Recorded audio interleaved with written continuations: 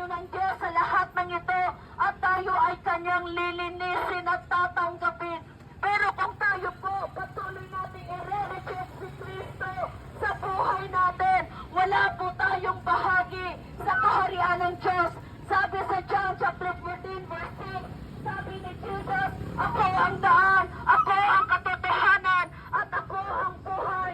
Walang makakaparoon sa Ama, kundi sa pamamagitan ko. Kung hindi po tayo sasampalataya sa Panginoong Jesucristo, kung hindi natin tatanggapin si Kristo sa ating buhay, kung tayo po ay patuloy na mamumuhay sa kasalanan at malayo sa Diyos, wala po tayong buhay na walang hanggan. Wala tayong bahagi sa langit na bayan.